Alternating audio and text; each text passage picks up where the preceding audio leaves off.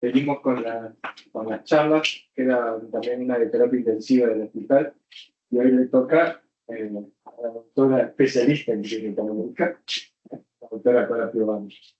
La verdad que fue otro caso complejo, de los casos raros, pero que es importante por ahí tenerlos en cuenta porque si nunca no tenemos la casuística de poder alguna vez tenerlo, seguramente si nos pasa, no lo vamos a identificar nunca. Una vez que no nos pasó por ahí, pero sí nos cuentan el caso, nos queda el recuerdo y poder entender de que cuando sucede algo así, podemos pensar en un proyecto. Así que no puedes explicar el caso. Bueno, nosotros lo titulamos la expresión clínica típica de una patología neurológica frecuente. En este caso vamos a hablar de una paciente femenina de 45 años que como antecedentes personales llevaba hábitos tóxicos, alergias medicamentosas, tenía un diagnóstico de hipertensión arterial desde hacía 5 años, estaba medicada con hidropertiazida, 12,5 al día, amlodipina 10 miligramos al día y los saltan 50 cada 2. La paciente consultó nuestro nosocomio por un cuadro de 5 días de evolución, caracterizado por un dolor abdominal localizado en el epigastrio y hipocondrio derecho, que fue aumentando en intensidad hasta hacerse 10 para 10, de tipo transasfixiante, que impedía el sueño, e irradiaba la región dorsal y lumbar, y ahí va asociado a mialgia. Había presentado múltiples consultas en guardia donde la medicaban sintomáticamente y no mejoraba, y el día que nosotros la conocemos, había además agregado vómitos de intolerancia oral, por eso nos llaman. Dentro del interrogatorio dirigido, lo único que nos refirió fue el flujo vaginal amarillento, nos negaba fiebre, disnea, dolor torácico. Al examen físico, observamos una paciente que estaba con una fase dolorosa, estaba hipertensa con 170/90, una cardíaca de 64, saturada en el ambiente y estaba febril. Tenía pupilas isocóricas reactivas, las escleras eran blancas, las conjuntivas rosadas, tenía las mucosas semihúmedas. Dentro del aparato respiratorio y cardiovascular nada para destacar, y en lo abdominal tenía los fluidos abdominales presentes, los fluidos hidroaéreos. Era blando depresible, doloroso en epigastrio y hipocondrio derecho, pero sin peritonismo. Y sí tenía también una punioperfusión bilateral positiva. Con esta paciente, bueno, nosotros lo primero que fuimos a pensar era un abdomen aún inflamatorio, una pancreatitis, una colecistitis, como positivo tenía el dolor que era bastante típico, los vómitos, una gastritis también por ese dolor en el epigastrio, los vómitos. La epía en realidad un poco por el flujo que refirió, pero en realidad no tenía dolor en el abdomen inferior, no refería dispareunia. Planteamos también un síndrome aórtico agudo por el tipo de dolor tan intenso que luego irradiaba hacia el exterior. Estaba hipertensa, pero tenía los pulsos eran simétricos, no había diferencia de tensión arterial entre los miembros y además eran bastantes días ya de evolución. Un infarto agudo de miocardio y un poco más alejado una infección urinaria, más que nada por los vómitos y la punio positiva, no tenía fiebre ni tenía dolor en los puntos ureterales. ¿Se le ocurre algún otro a usted?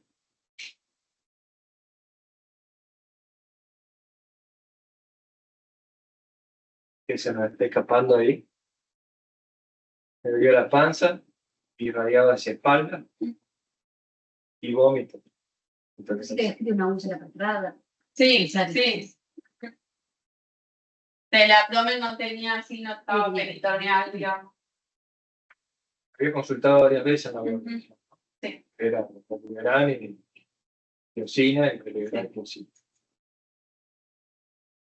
Y a nosotros en realidad lo que nos llaman por más que nada la intolerancia oral, que era un poco Y era paciente febril. Sí.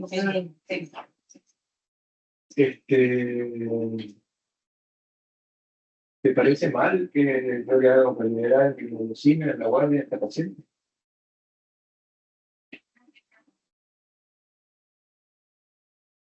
En una segunda. Un poco de atención. Está suspendido el abdomen, no peritoneal. No. No, pero Sí, fiebre. Sí. Así que abdomen agudo, pero sin fiebre y sin peritonitis. Todo el síndrome aórtico hay que pensarlo. La paciente con 3 drogas de los 40 años, ¿no? Pero ahora te comenta que la hipertensión de los 40 años con 3 drogas es menor, pero complicación de la hipertensión que debe durar, más el síndrome aórtico con un infarto, que es la característica, pero un infarto. sí. Ya en la primera consulta se descartó todo esto. Se descartó Sí. infarto, No, en las primeras no. No. No, Reliberán, Yosina, tratamiento sintomático. no sé cuántas consultó la guardia, pero Y la Reliberán, Yosina y Latasa. Y un poco lo que decís vos, o sea, yo, bien, veo, Yosina en casa, la panza, la panza peritoneal, lo que fiebre, pienso que no me algo quirúrgico que yo tengo que hacer ahora. Relativamente joven, con bastante antecedentes Sí, con el cardiovasculares, pero medianamente no les hace un electro en primera consulta. Y- habría que verla bien. Quizás sí, pero lo ideal es decir. Sí, Bien, No sé si bien, porque la tiene. Bien. En la segunda, No, era bien Alto. en el abdomen superior el dolor. Por eso por ahí la tía, como ella habló del flujo, que en realidad fue bastante medio dirigida esa pregunta, la planteamos, pero no era la clínica típica tampoco. Tenía fiebre, además. si la mediqué con Reliberán, le hice hacer la dieta, le dejé Reliberán reinado en la casa con dieta, lo cumple, y sigue vomitando, pasamos. A veces ya se vuelve la paciente. Vuelve porque quiere. Vuelve porque está algo no sigue bien. ¿Qué le pediríamos? ¿Qué le pediríamos? ¿Qué estudio? Sí. ¿El electrocardiograma? Sí.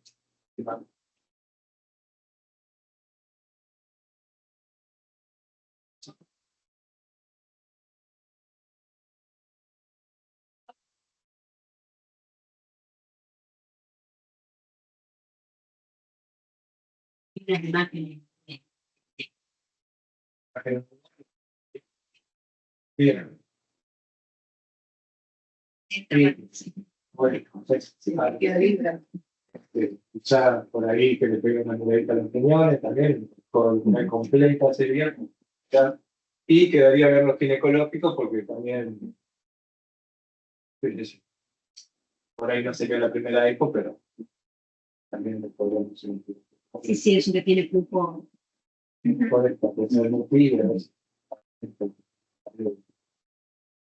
Bueno, ¿Cómo se- efectivamente, le fuimos pidiendo estudios en base un poco a lo que habíamos sospechado. Le pedimos un laboratorio que, como verán, tenía semillas blancos, sin costilla, de faltante de fase aguda no estaban elevados, una PCR de 8.2, de 3, no tenía anemia, con 5 de hemoglobina, potasio levemente disminuido, un sodio de 530, con un hepatograma normal y una mirasa normal. Se le habían pedido también troponinas que fueron negativos. ¿Había vomitado muchas veces? Sí, sí. La orina completa, que para destacar tenía hemoglobina en una cruz, leucocitos de 10 a 12 por campo, hematíes de 5 a 6 por campo, y se veía la presencia de trichomona vaginal. A partir de esta trichomona le agregamos las serologías a la paciente, que fueron negativas para HIV, virus C, virus P y VDRL, y un electrocardiograma con un ritmo sinusal, no había cambios químicos aún. Avanzamos con las imágenes, le pedimos una ecografía abdominal, que no había nada para destacar, la vía estaba dilatada, el hígado de paso de tamaño normal, la vesícula litiásica de pared espina, y la angiostomografía del tórax abdominal y pelvis, porque era tanto el dolor, hipertensa, vamos a descartar el síndrome aórtico agudo. Y lo único que destacaba era una disminución del espacio intervertebral de T11, T12, con incipiente formación osteopitaria y impresionaba una protrusión discal posterior. Bueno, descartando por ahí un poco lo que habíamos pensado, lo más grave, la internamos igual a la paciente, le damos hidratación endovenosa, antieméticos, se le puso ciprofloxacina y metronidazol por histamina patológica, por la trichomona, Y le empezamos la anestesia, que fue primero con tramadol y después se tuvo que escalar a morfina. La valoró también ginecología, que le indicaron óvulos y mucho más. No era doloroso. No, le hicieron endoscopía y no tenía nada. Bueno, Hasta ahí, ¿por qué le duele? La ataco por contraste, ¿no? sí, era bastante manchado. Era una semana, probablemente una semana, con dolor, así doblado de dolor.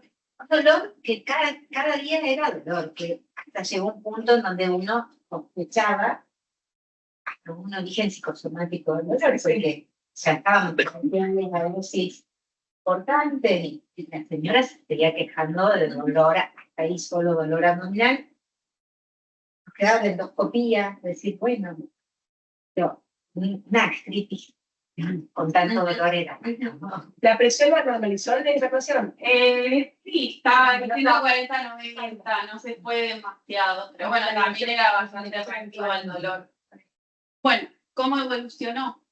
Evolucionó con persistencia del dolor en el cinturón, con hipertensión abdominal posterior,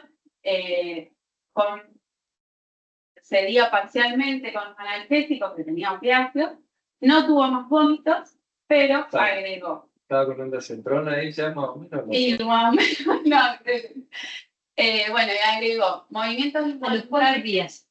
y la semana fue Por eso digo que una semana sí, como tratando como dolor.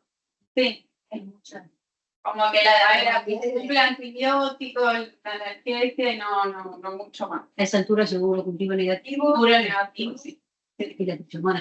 Y la trichomona hizo los 7 días metros porque se lo habían dejado en la venosa por la intolerancia a los 2 gramos. Bueno, agrega movimientos involuntarios faciales perioculares, parestesias en los espejos de las manos y los pies, ¿sí? Los pies en bota larga, dificultad en la marcha y una catarsis negativa del ingreso con un esfuerzo miccional, me refería a la paciente, pero sin la retención de orina. En este contexto, la evaluamos junto con neurología, la consulta con la neurología, y lo que se vio del examen físico fueron mioclonias versus fasciculaciones, que en realidad es bastante difícil diferenciar cuando son así perioculares. ¿Es bilateral? Sí. ¿Y qué hacía? ¿Pestañeaba? ¿Era el famoso que le titilaba el ojo? Sí, sí, y era también algo de pério bucal también aparecía por ahí. Eran bastante sutiles. No. No, pero yo te iba a decir, hasta tú ya sabes que tiene marido, que me pasen bien, que no tiene que ver con familiares, nada, porque usted con TH se lo va. Sí, la da justo. 40, era bastante difícil diferenciar, pero eran bastante sutiles los movimientos. Pero bueno, tenía un trastorno de la sensibilidad profunda que estaba manifestado por hipoparestesias en manos y pies, con un romper oscilante. Tenía este trastorno sensorial en mi banda, el de 10 de 12. Los reflejos tetinosos profundos de miembros superiores estaban disminuidos con la fuerza conservada y los reflejos en miembros inferiores estaban ausentes, había reflexia asociada a una paresia 4/5 de la dorsiflexión de los pies. Eso es imposible de detectarlo sin la denuncia. O sea, volvamos fuera de broma. Y titila el ojo. Y siento que se me duerme un poco la boca. Si yo no la considero la posibilidad de nunca paso un examen físico neurológico bien hecho y profundo, no detecto eso, pero nunca. Si no pruebo con todas las maniobras que hay que hacer, no lo voy a detectar nunca. Nosotros tenemos gente de neurología, neurólogos, entonces nos resulta un poco más fácil. Pero el problema es que si no lo tendríamos, quizás pecamos de, o no sabemos hacernos bien, nos comemos el diagnóstico. Porque fíjense que hasta ahí no hay ninguna resonancia, ni ningún estudio de complejidad que lo pedimos en un papel, lo tenemos y ya nos hace el diagnóstico. No, fue examen físico. Bueno, y el compromiso parcial de esfínteres entre preguntas, porque en realidad seguía con catarsis negativa, se le hizo un tacto, tenía un bolo fecal, pero el esfínter funcionaba con tono, y ella seguía con ese relato del esfuerzo miccional, pero no había hecho retención aguda de orina. En ese contexto, reinterrogamos a la paciente, un poco más dirigido, y lo que nos refirió es que 15 días antes de la internación estaba con un trastorno de la sensibilidad, una dermipostesia, lo que ella decía que al entrar en contacto con el agua caliente la sentía fría. Y el mes antes, a que empiece todo el cuadro, había hecho un viaje a Brasil y había tenido un cuadro de gastroenteritis. Bueno, con todo esto nos replanteamos a la paciente, porque ahora era otra paciente, ¿sí? Inicialmente nos habíamos focalizado en el dolor abdominal y ahora estaba agregando cuestiones, síntomas y signos neurológicos. Entonces pensamos en un compromiso del sistema nervioso central, de médula, que sea una mielitis transversa, hepática, autoinmune o postinfecciosa. Pero no tiene, pero tiene síntomas en su... Sí. Tiene un nivel. No, en realidad estaba un poco de... Pero más en cara, pelucar. Sí, eran esas articulaciones que en realidad eso nos quedó como tampoco lo entendimos con lo final, pero bueno. Pero le dejaba mucha duda la parte de si había o no el compromiso de esfínteres y este trastorno sensorial de Neminbanda que respetaba ese de 10 de 12. Como que había un dermatoma, Claro. pero no un nivel. No, que dejaba de sentir. No había sensibilidad por debajo del nivel. Bueno, un dermatoma. Claro. Que, la mielopatía compresiva, que había descrito esa proyección discal que parecía, una enfermedad generalizante, el sistema nervioso. eso se pensó Sí, se pensó. Bueno, compromiso que sea del sistema nervioso periférico, un Guillain-Barré o una neuropatía autoinmune paraneoplásica. El Guillain-Barré tiene la flexi. Y bueno, enfermedades sistémicas que están un poco vasculitis, porfiria West, pero seguían buscando la vasculitis. El dolor de la porfiria. Y dice que alguna vez alguna cosa Hay que ver. Bueno, déficit de B12 está siempre también por ahí dentro de... bueno, le pedimos un laboratorio por ahí un poco centrado en algunas de esas cuestiones con un PAN no reactivo, un complemento normal. El ácido fólico y la B12 estaban normales y también tenía un calcio y hipertiroidea normal. Entonces nos enfrentamos a una paciente que tenía un cuadro totalmente distinto al del ingreso, que tenían características positivas para pensar en un nervioso compromiso del sistema nervioso periférico, la reflexia, la debilidad de las parestesias, pero nos seguía haciendo un ruido de dolor en Neminbanda con la alteración de la sensibilidad y esta catarsis negativa de esfuerzo miccional. Por eso, bueno, consideramos primero fundamental el descartar el compromiso medular y pedirle una resonancia. Se le pidió resonancia de cerebro y columna cervical con contraste, que fue normal, y una resonancia de dorso lumbosacra con contraste, que tenía una discopatía degenerativa y no había ni compresión radicular, ni la médula tampoco había ningún compromiso. Así que, bueno, con esta resonancia que no explicaba las... Ahí ya tenía al marido, al hermano, que lo quería llevar a otro hospital, que acá no sabe nada, que es... La debilitante ya queda Claro, porque médula estaba... Entonces, con esta resonancia que no explicaba el cuadro, lo que decidimos hacer la punción lumbar, que vemos tuvo 3 elementos y 3,11 gramos de proteína en el líquido cefalorraquídeo, una clara disociación aluminocitológica. Así que, ante la sospecha diagnóstica de una polirradicular neuropatía inflamatoria aguda compatible con un síndrome de Guillain-Barré, con una presentación atípica y un predominio sensitivo, se decidió declarar a la paciente para administración de inmunoglobulina. Nosotros nos mostramos. La paciente recibió 5 días de inmunoglobulina con un una franca mejoría del cuadro y actualmente está... ¿Quién es electromiografía? No se le hicieron. No le hicieron. Nosotros, bueno, acá no tenemos ni de Cuyen, no, la trataron directamente el día que llegó, los 5 días, y la paciente evolucionó muy bien. Así que, bueno, un pequeño repasito de lo que es Guillain-Barré. Sabemos una polirradiculoneuropatía de origen inmunológico que se suele presentar con debilidad ascendente en extremidades y que va acompañada de abolición o disminución de los reflejos tendinosos. La incidencia anual es de 1 o 2 casos por 100.000 habitantes.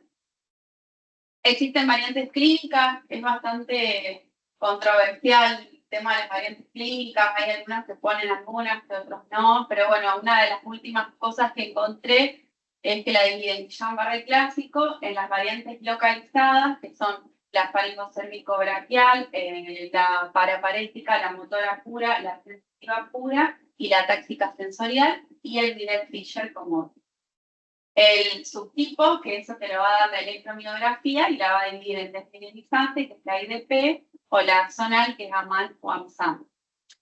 El mecanismo fisiopatológico sabemos que es una respuesta inmune aberrante, generalmente se desencadena por una infección previa y que genera el daño de los nervios periféricos por una reacción cruzada. La presentación clínica suele ser una parestesia, seguido de la debilidad simétrica o ligeramente asimétrica y que empieza generalmente en miembros inferiores y horas o días puede pasarse a los superiores e incluso afectar los sistemas respiratorios. Los síntomas sensitivos están descritos como positivos, siempre es dolor, irritabilidad del nervio. Y acá un poco por esto de que teníamos nosotros con la paciente, el día que se trasladó a Cuyen a hacerse las inmunoglobulinas, eso terminó siendo un globo vegetal, una retención agudoarina. Y bueno, la disfunción autonómica es poco frecuente, se ve más en niños, que se puede hacer taquicardia, hipotensión ortostática, y mucho más raro el compromiso así esfincteriano, la disfunción vertical o gastrointestinal. El 80 al 85% de los pacientes logran una remisión completa, un tercio pueden desarrollar insuficiencia respiratoria y la mortalidad es estimada en un 5%. El diagnóstico es el cuadro clínico, el líquido cefalorraquídeo con la disfunción albumina citológica. Tener en cuenta que en la primera semana los niveles de proteínas pueden estar normales y que el 70-90% de los pacientes a la segunda semana tienen las proteínas aumentadas. Y el tratamiento de plasmaféresis y inmunoglobulinas.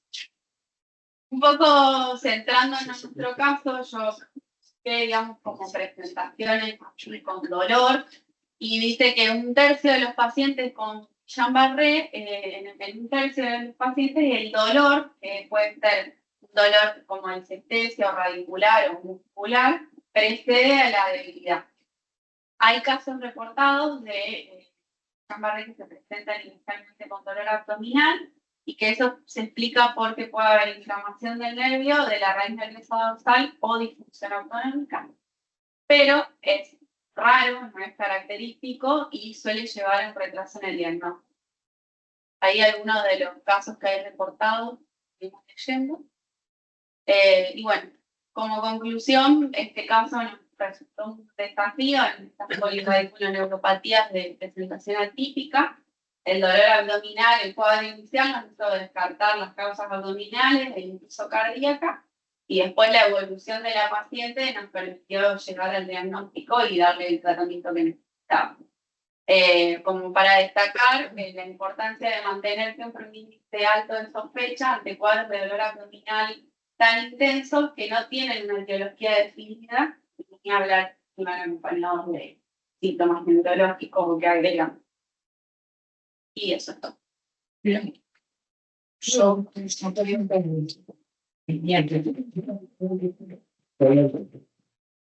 Yo creo que como clínicos, no como los neurólogos que nos deben estar escuchando, Que después van a hablar las neurólogas. Juliana y Romina, que obviamente son las que nos ayudaron, son las que pensaron en el diagnóstico. Uno piensa en Guillain-Barré siempre con compromiso motor, o sea, lo que te marca en el pregrado, que es una debilidad flácida ascendente, o sea, como que no tenemos en cuenta las variantes, Y las variantes, en el último tiempo, tenemos 4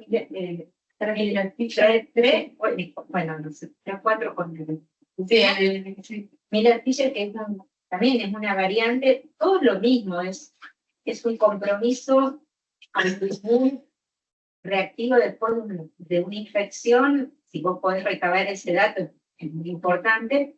En ese caso, en el Miller-Fisher, generalmente hay afectación de los músculos extraoculares, de los pares craneales, sobre todo el séptimo y demás. También es algo infrecuente. Pero sucede. En el último año, 4 casos, y no habíamos tenido variantes sensoriales. Como que yo... Y la chica de la semana pasada tenía ataque. Como clínica, la variante sensorial de Guillain-Barré, decía Juliana, o sea, no me digas Guillain-Barré, digo, y es compromiso sensorial, porque es como que Guillain-Barré, incluso por definición clínica, lo obligatorio es debilidad. O sea, el signo clínico que tiene que estar obligatoriamente es debilidad. Y hay una variante sensorial pura, que algunos quieren sacarla de la clasificación de mediada. Porque el Guillain-Barré, por definición, es un nombre propio, Guillain-Barré. Diagnóstico. Capaz que tendríamos que decirle polirradicular. Igual esta paciente tenía los motores, o sea, tenía la apariencia a la dorsiflexión primero, pues tenía. Ingresos sí, o perfectos eran positivos. No, sinceramente, probablemente, como nos centramos en la patología abdominal, no lo hicimos. Y sí, cuando haya reflexión, uno piensa. Sí, pero la verdad que se hizo un examen neurológico cuando jugó. Claro, no lo hicimos ahí. Si las tenía, no las tenía. Era mialgia, ¿no? Para arriba, Sí, pero tampoco mialgia. No, yo creo que, por eso, creo que como clínicos, las otras variantes de lo que no es motor, no, uno sabe. Pero es alto porcentaje de presentación sensitiva, 1/3 de los Que el dolor le precede a la debilidad. Sí, El dolor. quizás si yo hubiera referido el cuadro infeccioso de inicio, de hecho, hace 15 días tuve un cuadro clasificado fuerte, a lo mejor hubiera tenido un choque inmunológico como diagnóstico más, yo sé, para el día del lunes, Sí. digo, pero eso fue buscado después. Sí, yo no sé si la paciente, porque todo lo de las manos, lo del agua fría y todo, después fue cuando agregó todo, no lo manifestó. Yo no sé si no le dio a ella la mejor importancia o estaba tan centrada también en el dolor que sentía que por ahí no. Sin saber que iba a terminar en esto, cuando nos planteamos el tema del dolor que persistía y solo habíamos visto una hernia discal, digamos, que leíamos, era un dolor radicular. Empezamos a pensar en dolor radicular, pero compresivo, porque era intenso, pensábamos que era eso. Cuando no había llegado el resto o cuando no habíamos hecho un buen examen neurológico. ¿Qué dicen las neurólogas? Desmútense y hablen. No sé si me escucha. Buenas noches. Hola. Esperen un segundo que subimos el volumen acá en la sala. Bueno. Yo le dejo a Juli que hable, que ella tiene más experiencia. Soy más vieja, nada más. Dame Bueno. un segundo. A ver ahora. ¿Se escucha ahí? ¿Pasó?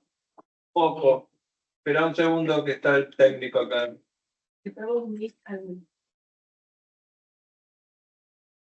¿Ahí se escucha? Un segundo que...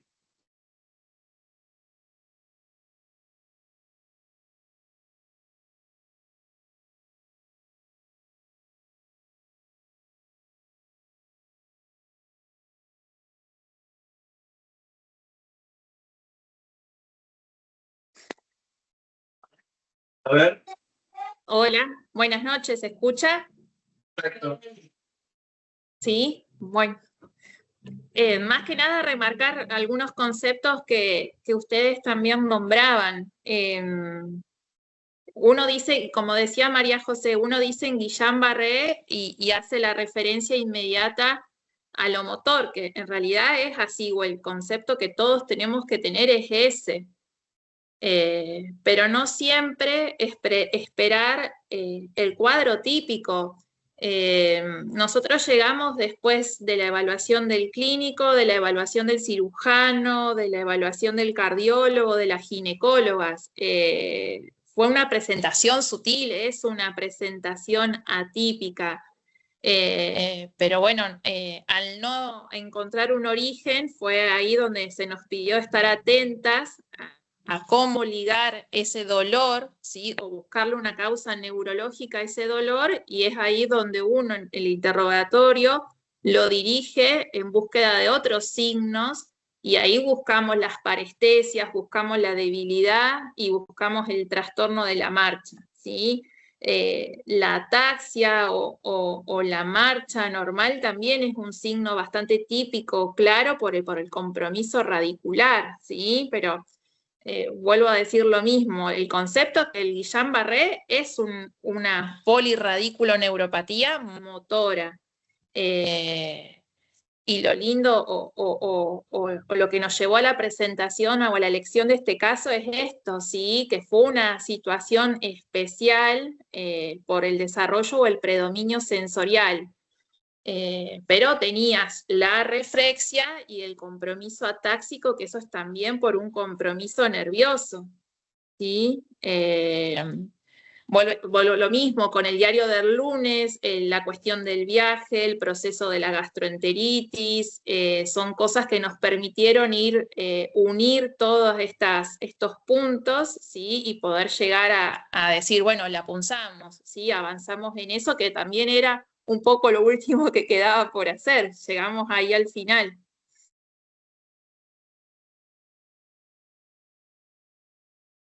Sí, que muchas veces, más allá de que los casos son complicados, por ahí el tiempo es el que te va diciendo cómo se va resolviendo, porque el paciente va a ir agregando sintomatología. Entonces, a medida que iba pasando el tiempo, la paciente iba diciendo que tenía, voy sintiendo diferente, ahora no siento normal en los pies. Entonces, es como que uno también nos da una mano en el examen semiológico, que no es tan fácil de entrada, y a lo mejor, obviamente, que estaba todo referido al dolor abdominal, pero después la paciente, cuando se fue presentando la sintomatología neurológica, ella misma iba como acompañando el proceso, que para nosotros tampoco es a veces tan fácil. Entonces, es simplemente ir buscando la sintomatología que el paciente va agregando. Y Perdón. la paciente, por ejemplo, por el dolor, no se levantaba de la cama, digamos. Uno después vuelve nuevamente y la reinterroga, ¿cómo marchaste hasta el baño? Y ahí nos cuenta, voy al baño, pero voy con apoyo. Y no era por una cuestión, o uno lo pensaba al principio por la severidad del dolor, ¿sí? Sino era por este compromiso sensorial profundo que le impedía generar una correcta marcha, ¿sí?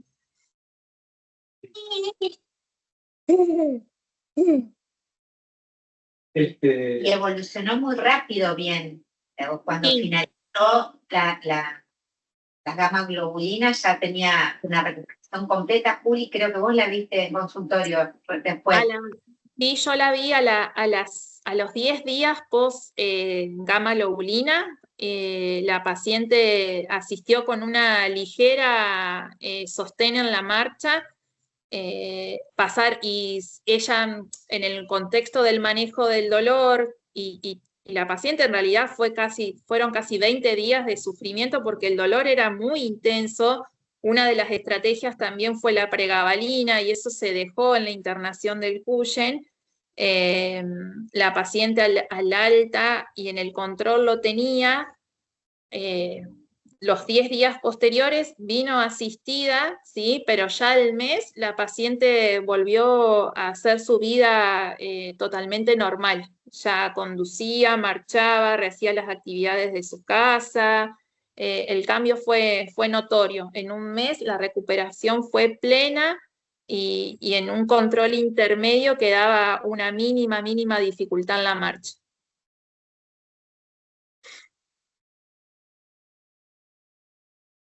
vuelvo, digamos, a lo que planteaba, o sea, es imposible que nosotros vayamos a diagnosticar en una guardia una paciente que viene por un dolor abdominal, con vómitos, en la guardia diciendo que, como vemos por ahí en alguna serie o en películas, Sí, diciendo que es un enfermedad típica. sí, pero no pueden estar ahí después de 3 veces.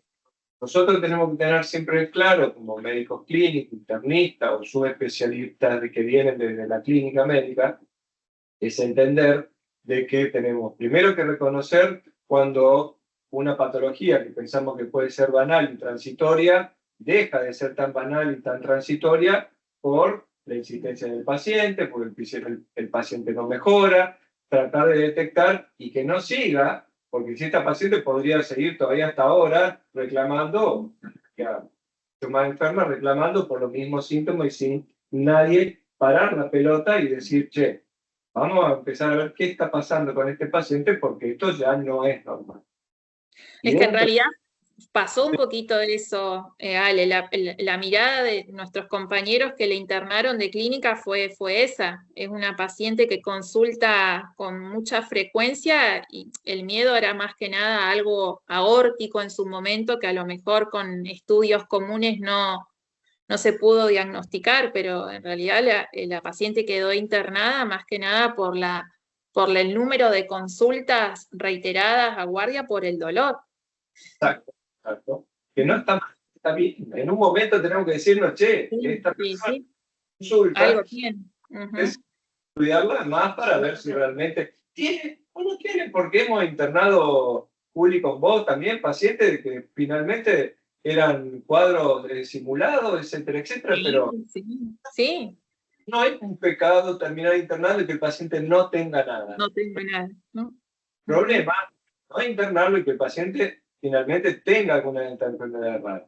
Y dentro de una vez que uno lo interna, tener en cuenta de, sí, hay cuestiones que si bien a medida que la paciente van pasando los días, va sumando alguna sintomatología, hay que estar, no cierra el diagnóstico, hay que estar muy atento a los pequeños detalles que nos comentan o nos dicen los pacientes y nosotros por ahí no le prestamos atención para poder focalizar bien después el examen físico. Porque por ahí, si no prestábamos atención, no le íbamos a dar ni 5 de bolilla a la fuerza paliativa, a que no iba de cuerpo, a que le titilaba el ojo. Lo que comentó la consulta a las chicas fue las fasciculaciones, líneas que tuvo. Y, por supuesto, después invocar en un examen físico como corresponde.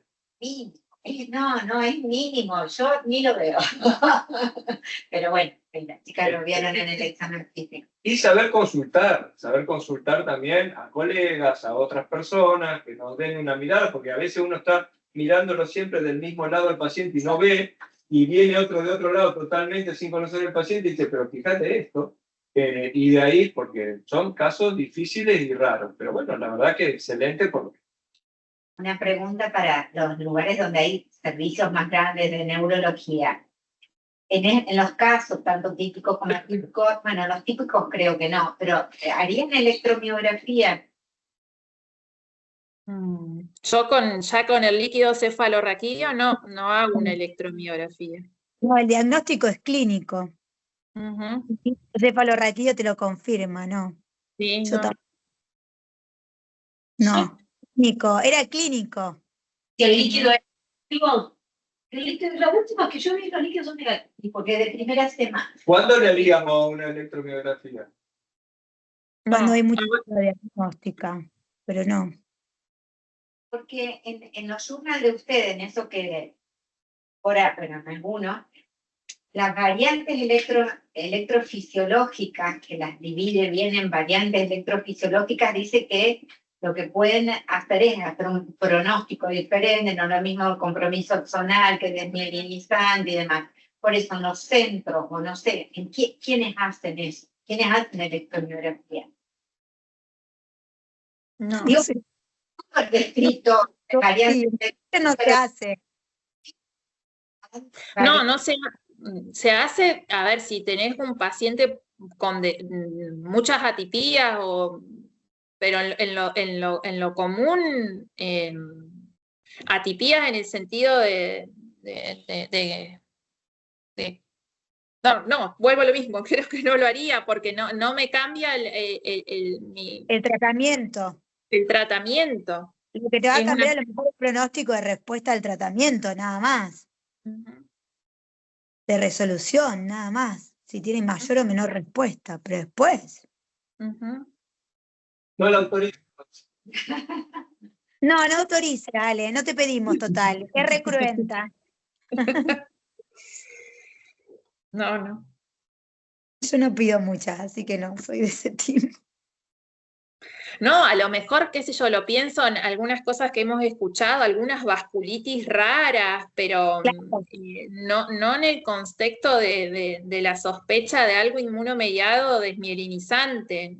En esas situaciones, o hay unas nodopatías, cosas que por suerte nunca me han tocado enfrentar, que son bastante raras, o que hay alarmas para pensar en otra cosa, o que junto con síntoma neurológico haya algún otro tipo o sintomatología abdominal, hepática. Recuerdo así casos también anecdóticos, pero son muy aislados, pero no, con la clínica y ya con ese líquido cefalorraquídeo, no pienso en otra cosa. Bueno, Bueno, listo entonces. Bueno, muchísimas gracias.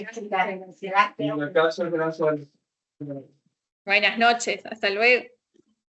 chao, chao. Buenas noches. Gracias.